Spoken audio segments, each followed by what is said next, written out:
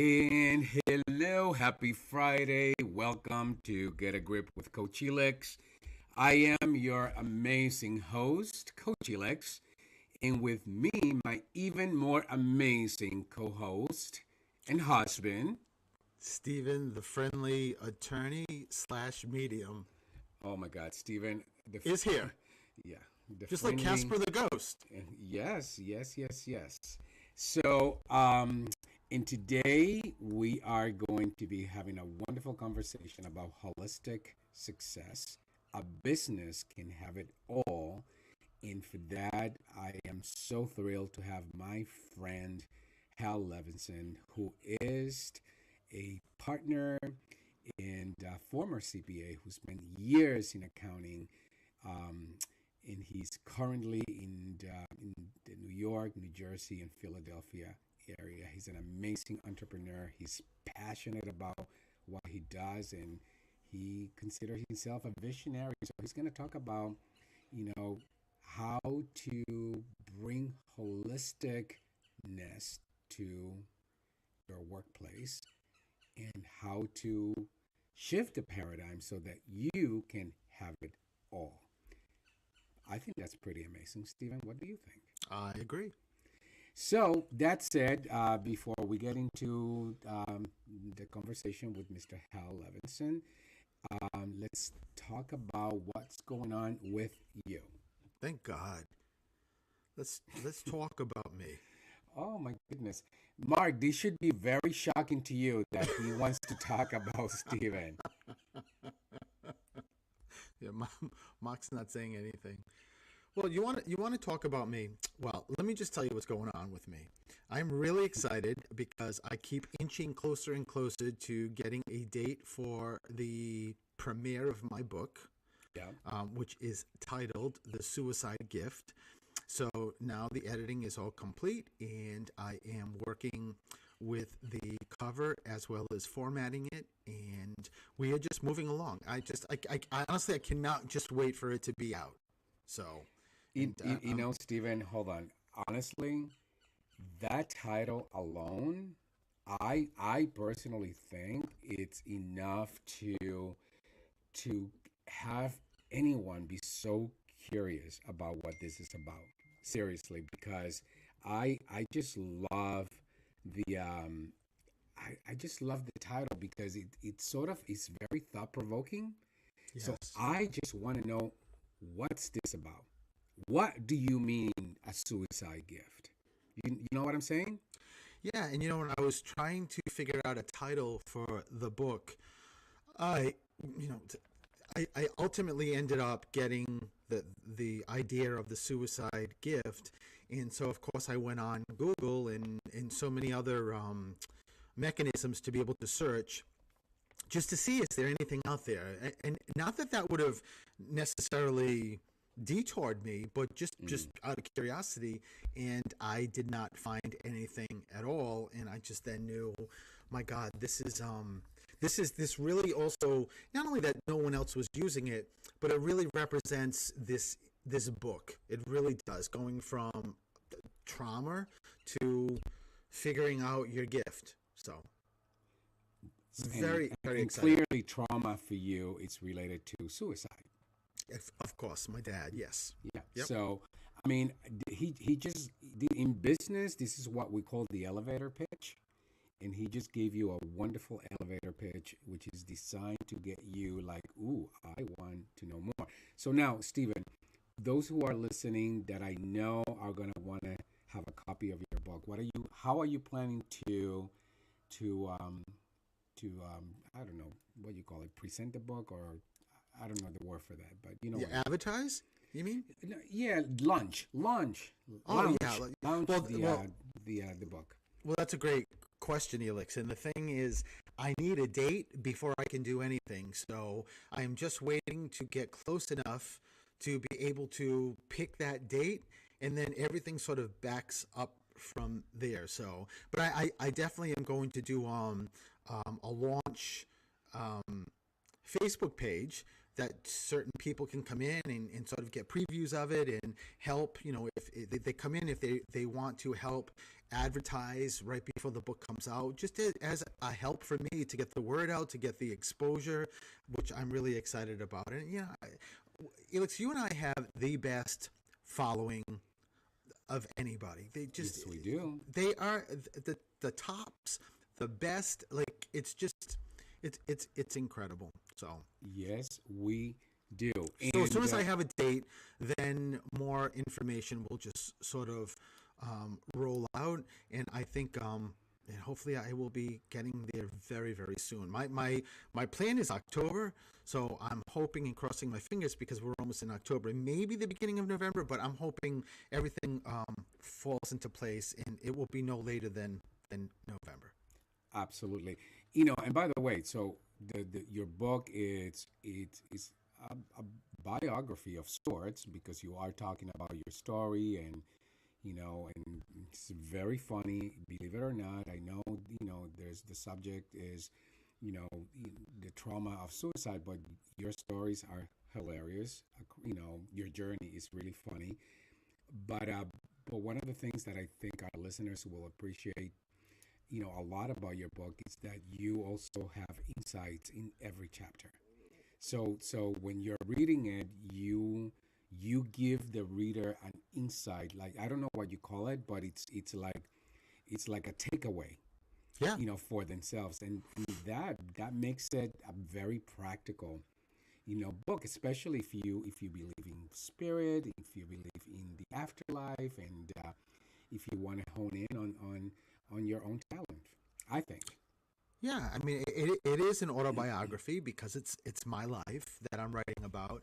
But yeah, and you're right, Felix. That is the word I use is it's insights at every, and I think there's 21 chapters, and at the end of every chapter there is an insight. It doesn't the sort of underlying theme to it is connecting to your loved ones in spirit, right? Because that's the point of the book. Me finding out my gift was that I can see, speak, hear dead people. So that's what the book's about. But the insights are not just about connecting to spirit. It's just about what I've learned through all these years, coming from that traumatic event to finding my gift. It's a journey, and how the journey sort of unfolds. Those insights also just play a big part in life in general, not just even connecting to spirit and making yourself better, understanding how to find your passion and your purpose in life. And I'm beaming about this book because I just cannot wait for it to get out. I can't wait for it to get out also. And so what else is going on? We have an exciting weekend coming. Yes. You want to tell people what we're up to? So we're going to go to P-Town Sunday, and Yes. every time we go to P-Town, which we do quite often, sometimes we stay over, sometimes we don't, because we're just like a little bit over an hour away from P-Town. But no matter what, it's like we were just talking to. I was just talking to Mark, the producer. He's going to New York, and he said it's going to rain all weekend. Felix and I always say, listen, So I what? don't care if it downpours. We're away. We're with each other. We're having a great time, and that's all that matters, right? I agree. I don't care. I mean, people get so upset about the rain and the weather. I'm like, I love it. I don't care. I mean, this life happens. It's how you're gonna show up. And if we're in Provincetown and we're together and we're having a fun, that's all it matters. Hey, we're on the To we're me. on the ocean, and it really is Exactly. great restaurants, great people. But one thing I will say on a separate note that I have just unveiled on my website is I do what's called Reiki in a reading. So as a Reiki master, if you've never heard what Reiki is, but Reiki is really focusing on the pretty much the main seven chakras of your body, like your energy points, and clearing them, balancing them, because people don't realize chakras affect your physical health and the emotional health. There's just many layers of it, and Hmm. I was doing it in my office. That was in person, and then I had people asking me, "Can you do Reiki and a reading via Zoom?" So I have been, and it has been phenomenal. The feedback I've been getting from people, and it's not just the Reiki session like most are. Mine is called Reiki and a Reading because throughout the Reiki session, you're also getting not like a full reading if you booked a full reading with me on my website, but you're also getting a reading with your loved one stepping forward and giving messages. It's been fantastic. So I'm going to be doing a special for probably a month and letting people know about it. I think that's awesome. I've had the benefit of Reiki and a reading because when I was in Phoenix, as many of you know, I've been struggling with some stomach issues, and Stephen did Reiki, for me from far away, and of course, Spirit always comes through, and it was fabulous. It really did make me feel better, and it helped me even sleep Yeah. better and be more productive because I was there doing business. Yes. So it's awesome. The other thing is Sundays at 7 p.m. we go on YouTube with our show, Steelix in the Kitchen, is it? Yes. And we did our very first one last week, and it was awesome. We got a lot of positive feedback. Yeah.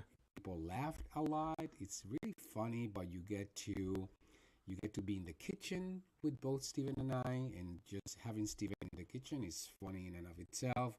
And then Steven does his spirit thing. Sometimes he talks about, things that you want to learn. Sometimes he brings spirit. But nevertheless, every Sunday at 7 p.m., you go to YouTube, Steven the Medium, and you will be able to see our show live every Listen, Sunday at 7 p.m.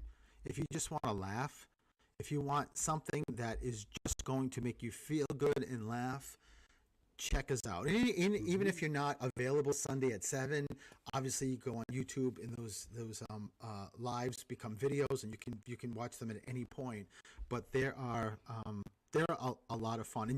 And by the way, before we hit the first break, a big shout out to our girl Jillian, because she's Happy watching. birthday, Jillian! Exactly. I know, happy belated birthday, Jillian. It's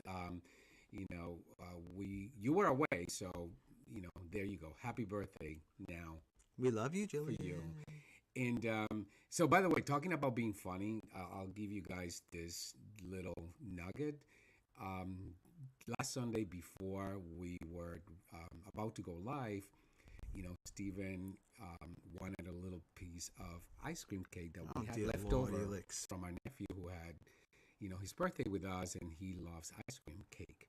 So we bought ice cream cake. We had a little left over. He's like, "Can I have some?" And I'm like, "Sure." Now I'm sitting at the counter. I said, "It's just, you can get it."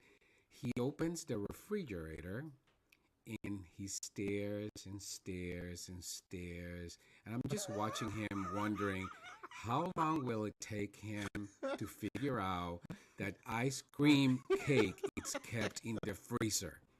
And then he looks around. He's like, gives me this puzzle look, and and then he's like, "Oh my God, it's in the freezer." I'm like, "Yeah, I was wondering how long it was gonna take you." Then he got upset that I didn't bring it to his attention sooner. But it was just funny watching from a distance from the counter him stare and stare with this puzzle face, stare for the ice cream cake in the refrigerator. So if that doesn't tell you what having him in the kitchen looks like, that is why you should watch our YouTube show, Steelix in the Kitchen, every Sunday at 7 p.m. in our YouTube channel. The kitchen is not my thing, but let me Certainly just not. say that I was in the top of my class in law school and passed the bar the first time. So And for just that, saying. we're very grateful that you have good looks on your side. And with that said, we do have to take our first commercial break. And when we come back, we're going to talk to my friend and Executive Chief Visionary Officer, Hal Levinson, about his passion for providing holistic solutions to entrepreneurs, business owners, and CEOs, and helping those organizations from being stuck in different areas of their operations and clearly in their personal life. So we're going to take a commercial break and we'll be right back.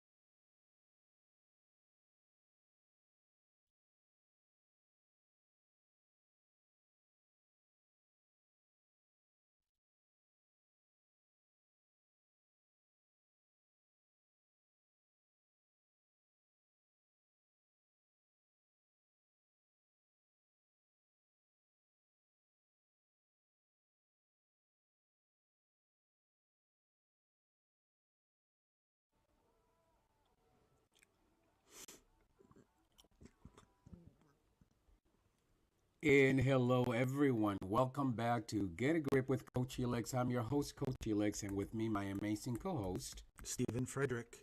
Stephen Frederick, who happens to be also my amazing husband and a medium, an attorney and a medium, I should clarify. And today we are talking about holistic success. A business can have it all, and I am very, very happy to have somebody I consider a friend, somebody I admire.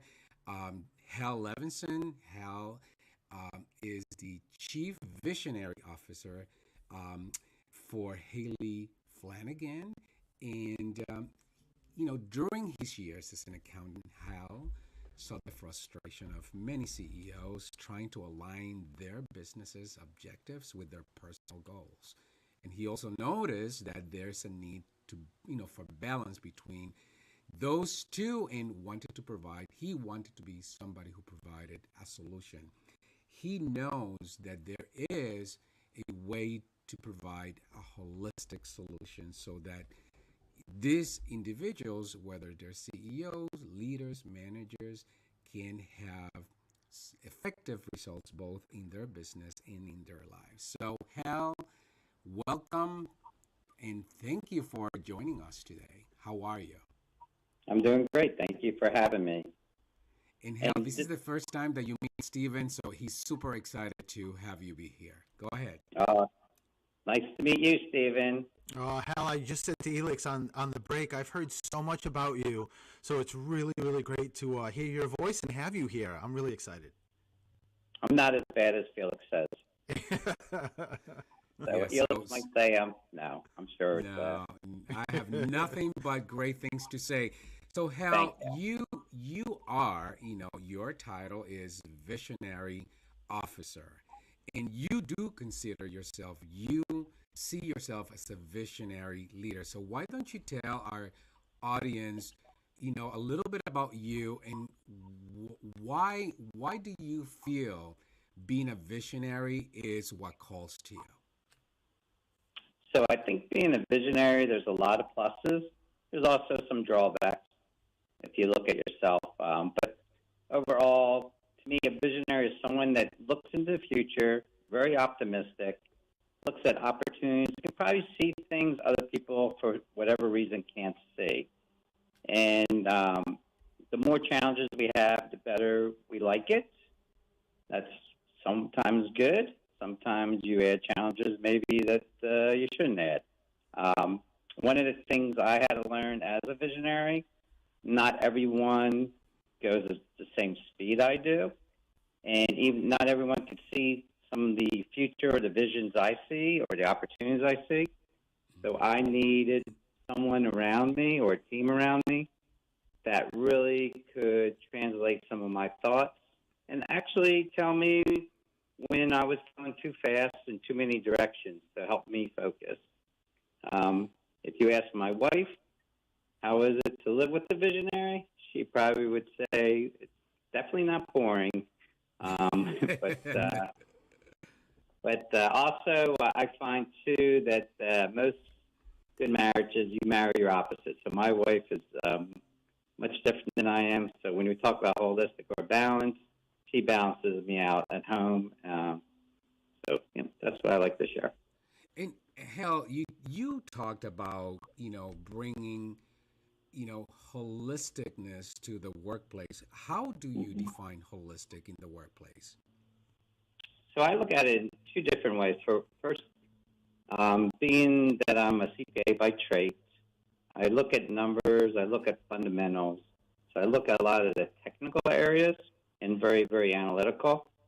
But I also think for any company, you have to look at the people side. You have to look at the culture side, the behavioral side. If you do not look at both sides, then I don't believe the company will grow or be sustainable. And honestly, I don't think people will be happy. Most people do like structure, but at the same time, within structure, you need some freedom. When I say holistic, at least from a business side, we always look at it not only from the fundamentals, which we look at basically 6 fundamentals from, strategy, people, processes, financial, operations, and so forth. And then also we look at from, what we call, what are your behavioral dynamics? So what are the cultures? What's the leadership? What are you as an owner? How are you doing? How are you setting the tone? Now, let me ask you this, Hal. Many of our listeners, some may be business owners, some are CEOs, but many may be, people who probably hold leadership positions, or maybe somebody, maybe at home, a homemaker. How does this apply to them as well? Do you think? Yeah, I think it applies to everyone, maybe in a different way. But I Mm. think for people to really enjoy life, they need purpose, and purpose for everyone has to be how they define it. Um, I I like to think that throughout the company, everyone can be a leader in their own way, um, and everyone contributes. If you're home, somebody that's at home thinking about going into business, or there's other, you can have to start a nonprofit. You can volunteer for the, um, you can do some really great things, and that's just to me part of being a leader. Yeah, I mean, I love that you talk about purpose, because the Harvard's Institute of Coaching, which is the group where I'm a fellow, and defines leadership not really as an individual strength or the dynamic relationship between the leader and the follower, but they define it at its core. They define leadership as simply purpose. Purpose I that is my soaked in virtuous mhm. values become a guiding star, enabling everyone to lead. Go ahead. Yeah, and my definition of a leader is someone that can lead other people to lead. Mm. So if they can lead other people, that's when my job's done. Um, and my company, I've been fortunate because I've had great people that challenge me constantly, which I think is, I take that to as a good thing.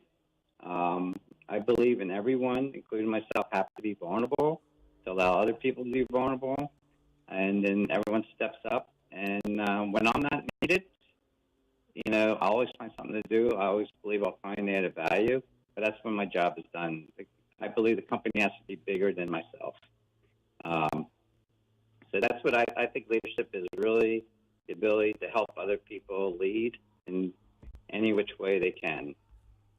Yeah, Stephen, I know that you purpose is also very important in the line of work that you do, and the teachings, the trainings that you do, for your clients.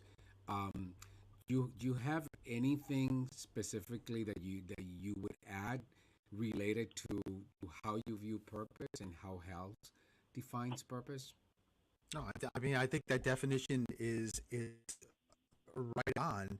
I love how that you talked about vulnerability, because I have noticed that when I'm teaching classes, the second I open up and the second I become vulnerable, everybody else does. Not always so overtly right then, but at some point I will get an email or something like that that sort of opens it up. So I think that's very, very key. But one thing that I have a question for you, Hal. Based on what I'm hearing and what you've accomplished, and when you were working as a CPA, do you feel you were already using the holistic approach then to be able to sort of, as you said, be a visionary and assess what was lacking and what was missing? You were already using that to see the personal, family ties plus the work ties? But here's what we're gonna No. do. Hell, hold on one second, because we do need to take another commercial break. So Okay. hang tight, because I don't want to interrupt your answer. It's a wonderful question, and I want to give it all the time No problem. attention it deserves. So we're gonna take a small commercial break, and we'll be right back.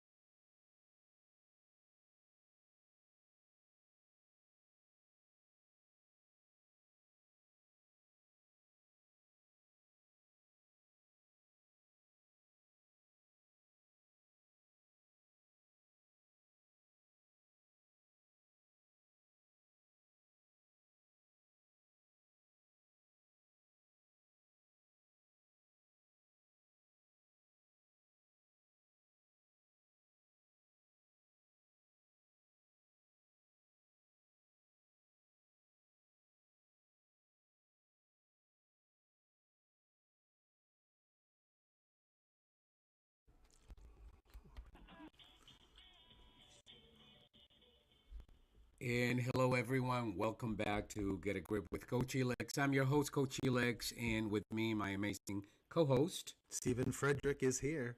Stephen Frederick, who also happens to be an attorney, a medium, and most importantly, my husband.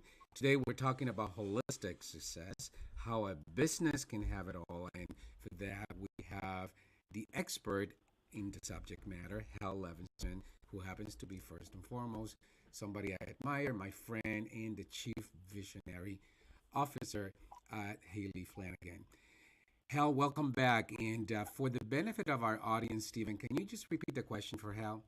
Sure. So right before we went to break, Hal, I was asking, based on your career as a CPA and being a visionary and what you're doing now, did you already were you already using that holistic approach as a CPA to be able to get to where you are now? Because it just seems like, wow, even as a CPA, you were looking at work versus personal life, and that's absolutely the holistic piece to it. I'm just curious. And so the quick answer will be no, but over time I'll say yes. So maybe I can just share how I. Yes. So I was always pretty good in math and obviously understood numbers. And I always had other businesses, so I knew I was going to be an entrepreneur. But I also I'm very much of a control freak. So I always thought there's three things you needed to be successful with in the business. And that was understanding finance, being able to sell, and getting and actually, leading and managing people. So that's why, I went into public accounting. So obviously I got the numbers and with the people. And then after 2.5 years there, I went into sales, really starting at the bottom. So, I just wanted to make sure I had that. Again, being a control freak, I wanted all three. I didn't want to depend on anyone else. And then when I was 27, I started my own CPA practice, where there I was more as an owner there, dealing with other owners, really I was able to help other people think a little differently, do a lot more consulting. But quite honestly, after 10 years, I also had a computer business at the same time. I sold the CPA practice, and within 6 months, I actually bought it back. And it was like the worst 6 months of my life, and also my wife's life. To talk about purpose, as just helping on the computer side, I didn't have that interaction with the owners, and I wasn't feeling like I was making a difference. And so I had to realize I needed to be needed. That's just something that I enjoy, and it's just part of me. So I actually bought the practice back. Probably I paid 1/3. They lost a lot of clients. We only lost one client in 10 years. They lost quite a bit in the 6 months. I grew that, and then probably it was after 3 years. I was still getting disappointing on what we were doing. I merged with another accounting firm, and then 10 years later, I started a practice called Trilogy Partners. And what that was really my passion to help entrepreneurs implement their vision. And as accountants, we were really good about telling people what they could do. We were 10 times better at telling people what they couldn't do. When it came to implementation, we were not really equipped to do that. Tax season got in the way. We weren't trained in that. So then I started a company where it was all about getting like-minded people and helping people really look at where they want to go, help them with their strategy, help them with their numbers, and most importantly, also help them with their people and help them with themselves being a better leader. So to me, that really helped being holistic. So when we talk about purpose, it seems like every 10 or 12 years, I need something else. So about Absolutely. 4 or 5 years ago, I started not my second nonprofit, and that was really to help entrepreneurs in the inner city. Yeah. Well, we're going to talk about that.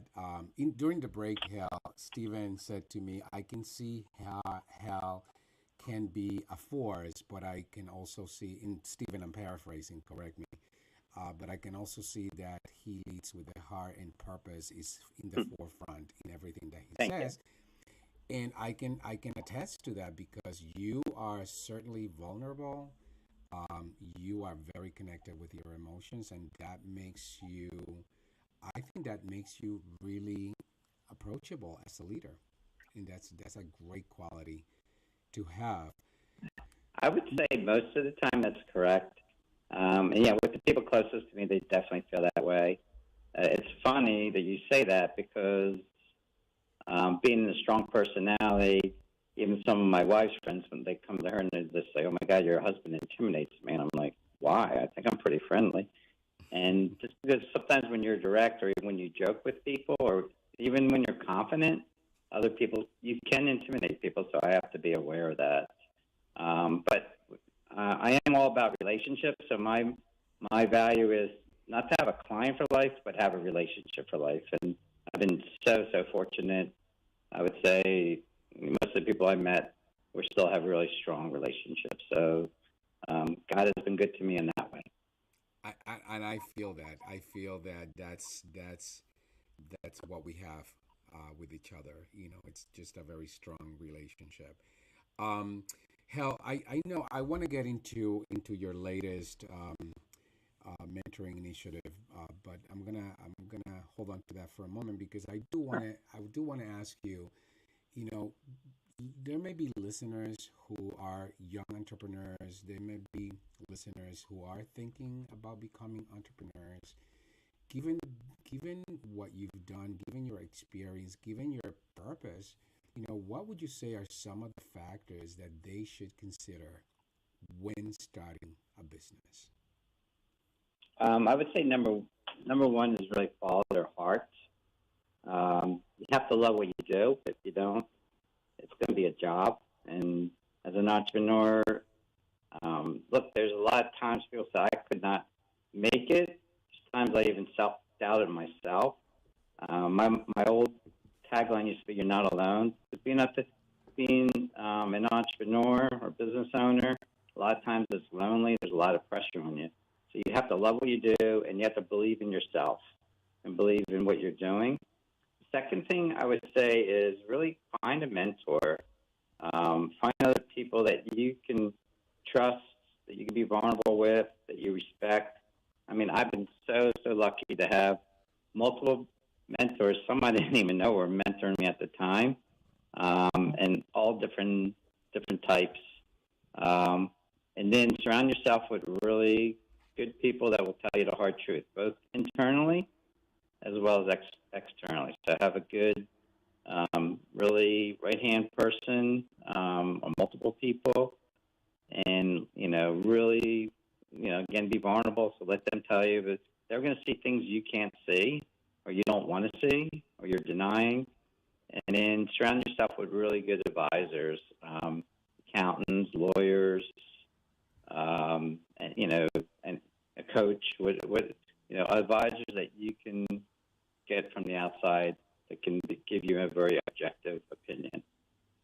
That's wonderful. Stephen, I asked that question with you and I in mind because not only are we both, entrepreneurs, you have your business, I have my business, but we're both working on, our business together. Right. And I think what you said is so on point. What do you think, Stephen?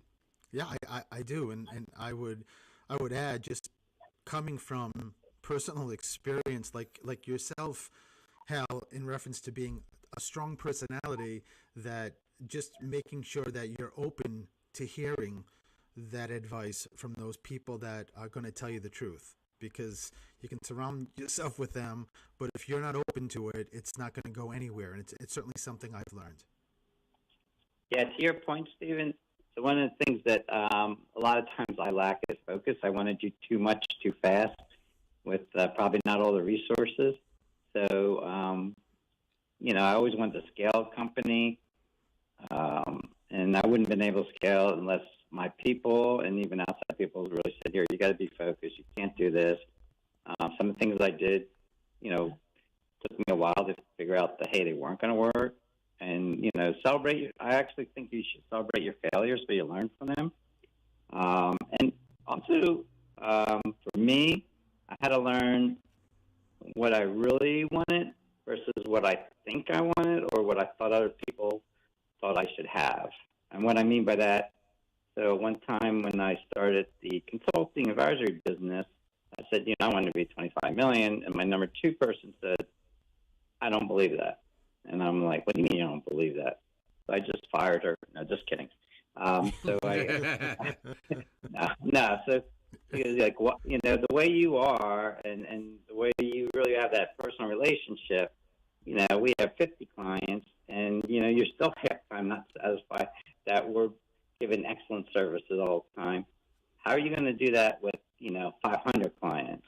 It's just not you. You're not. And I knew she was right, and so she asked. She goes, can you tell us why you do what you do? And believe it or not, it took me like probably 4 or 5 months before I can answer that, because it was coming from the heart, not the head, and I had to be able to translate that. And I just love and I believe in entrepreneurs, and I know they will pay it forward, and that's what makes this country great. But so I had to say, you know what, I'm better off helping less people, but going deeper. Wow. Wonderful advice. So if you're listening, there's one of the many golden nuggets that Hal has shared with you. What we're going to do, Hal, is let's take another commercial break because it's about time. And then when we come back, I want to talk to you about your latest nonprofit initiative, the Small Business Mentoring Initiative program that you founded. And I want you to share why you founded, what is it that you're doing, and your why behind it. So we will take a commercial break. Hal, hang in there. We'll be right back.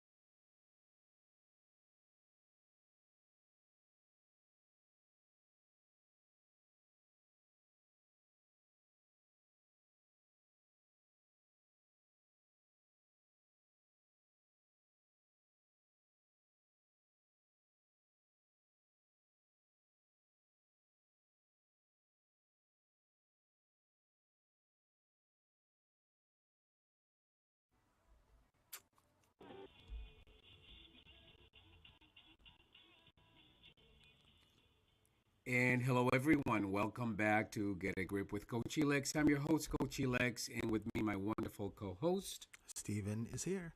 Stephen the Medium.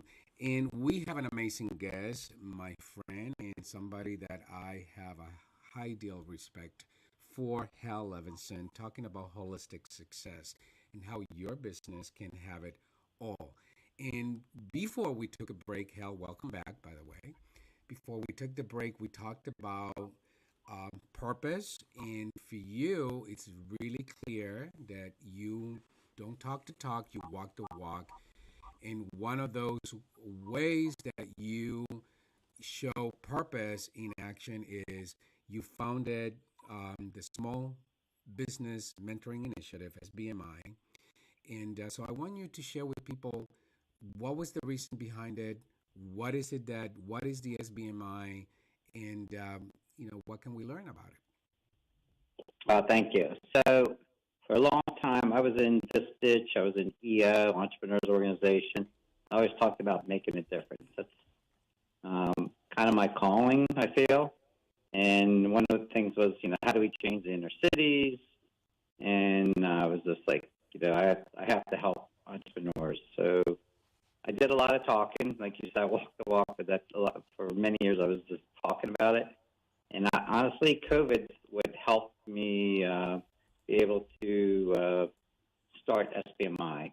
And the purpose of SBMI is really to, my vision is really to help over 1,000 companies within 5 cities, inner cities, and really empower them, and hopefully that they will pay it forward to other people so we could make a really difference within the cities. And I do believe it has to come from within. So that's the purpose. And basically what we do is we have, a 3-pronged approach. One is, we actually mentor the entrepreneurs or these business owners, and we're really targeting companies between 5,000 and 250,000 in revenue. So they are pretty much startups, and they have a lot of challenges. And then the second part is really to give them education. So we help them really understand what it is to be a business, what the end result actually having a business plan. And then we also provide what we call SME, subject matter experts. So if there's an area that they need, we can be there to help provide that.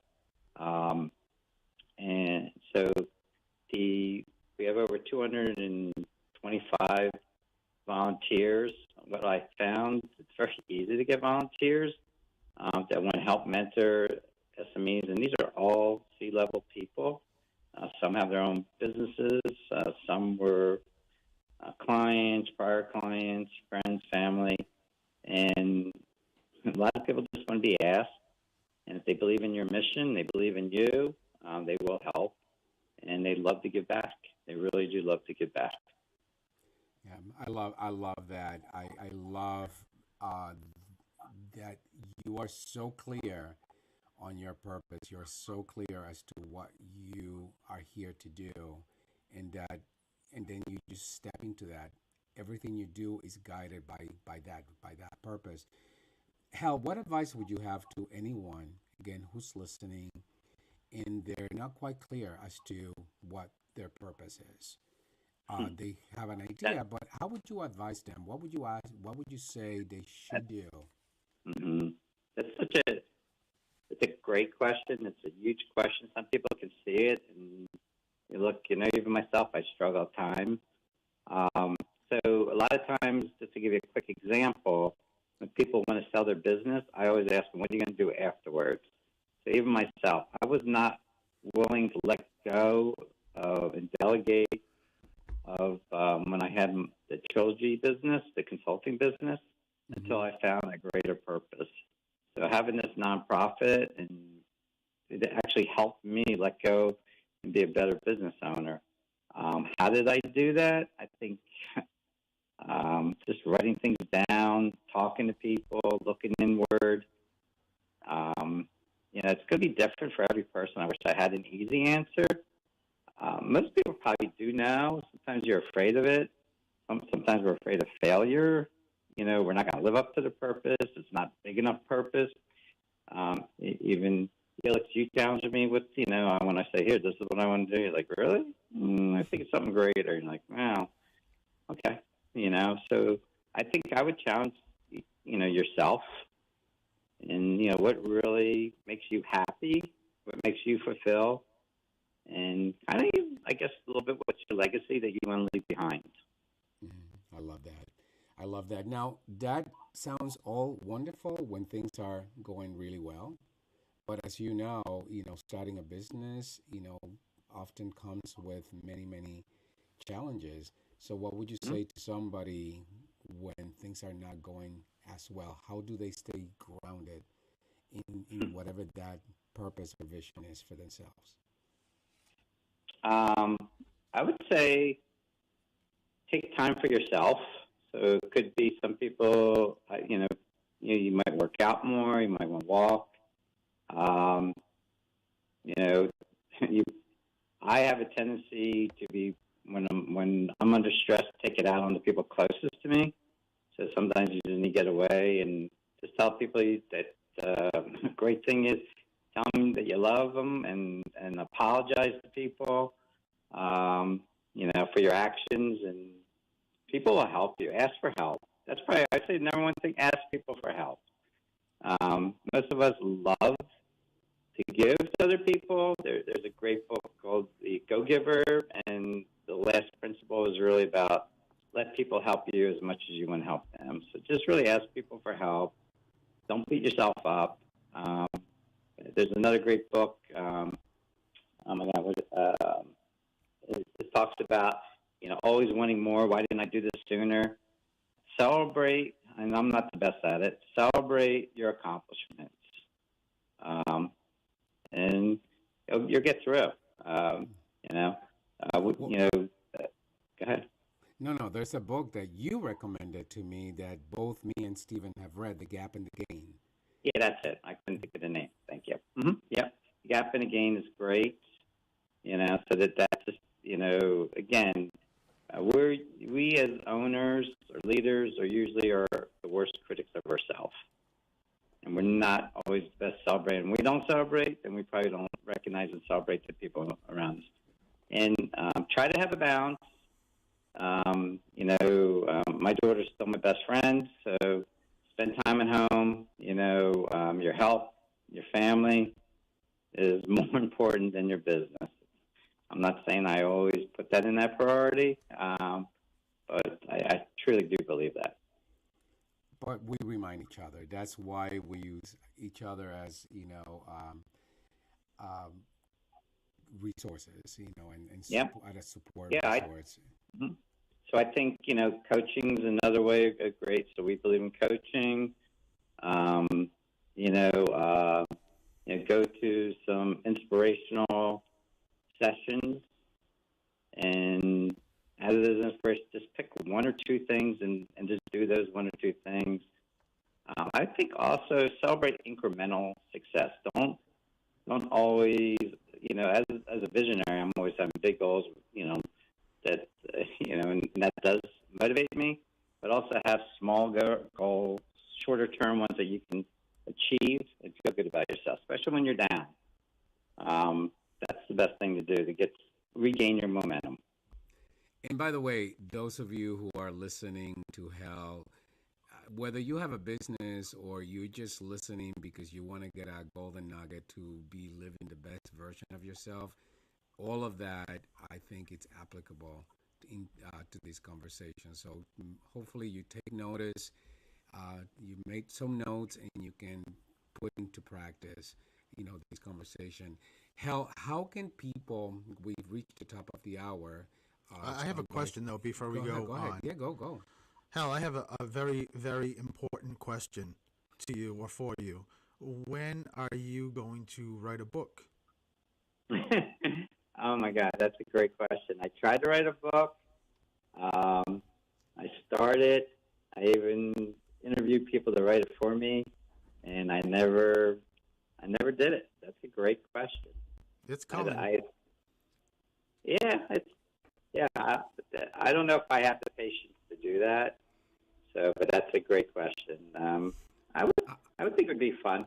Yeah, I yeah. just made a note of that, so I'm gonna be your accountability partner. Oh Just my God. saying. Just Thanks, saying. Stephen. I used to like you. But listen though, if people want to connect with you, what is the best way to find you? Sure, they can go on our website, which is, well, I don't even go on my own website, www.hfcc, HFCO, that stands for Hafley Flanagan Company, HFCO.com. Or, you know what, they can always even call me on my cell. I'm happy to help anybody. And the phone number is 609-575-0457. Again, 609-575-0457. So if I can help you or someone else that you need help, if I can't help them, I'll try to refer you to someone that can. That alone, you know, listeners, that's worth $1 million right there. So thank you, Hal. You are awesome. You've shared your time, your attention with us so beautifully, so generously, and we're very thankful. And I'm super grateful that you got to meet Stephen virtually, nevertheless, but you got to meet him because he's heard a whole lot about you. Oh, thank you, and thank you for the opportunity. And hopefully, I can live up to your expectations. Well, it's not up to me. It's up to you. So it's up to your expectations. So thank you, Hal. And Thanks, you know Hal. what? You have an open invitation to come back, and we would love. Stephen actually said to me, "I love listening to Hal." So that is an open invitation to come back. So there you go. Thank you, Hal. We'll be talking to you soon. And thank you, everyone, for listening to today. Today's show was awesome. Stephen, what do you think? Yeah, it was, the fact that it floored me when Hal just gave his phone number, his cell number out. It like, wow. That's who he is. It just ties in old school with new school. It's wow. And he will answer the call. I'm sure. He will respond. If it's something that he doesn't know, he will find somebody that can answer. I mean, he's that kind of a person. Yeah. You know, and I loved, again, listening. Every time I have these amazing guests, I sit and I listen and I learn so much. And I hope for you that this is just as valuable for every single one of you. So, Stephen, we got to complete because, again, our producer, we cannot take his time because his show is next. Mark's Jukebox. That's it. So I don't wanna get on his bad side. But if people want to connect with you, where can they find you? Well, they can find me at stephenthemedium.com, anywhere on social media, and unfortunately, the usual schedule of the last Friday of the month I do through the Static here at 1 o'clock, but I am having a tooth procedure, so I can't do it. So we've rescheduled, and I believe it's the 13th of October, correct? It is. Yes. Mark your calendars, so October 13th. I will be doing through the Static and taking everyone's calls, and then in November we'll resume back to the end of the month. Beautiful. So next week no show, but the following week we're gonna have a big show because, believe it or not, it will be my 100th live radio show. So we're gonna celebrate, and we're gonna celebrate big, and I want you to join me in that celebration. So thank you, everyone, for listening. We'll see you not next week, but the week after. Have a wonderful, wonderful rest of weekend and rest of the week. Bye-bye. Bye-bye.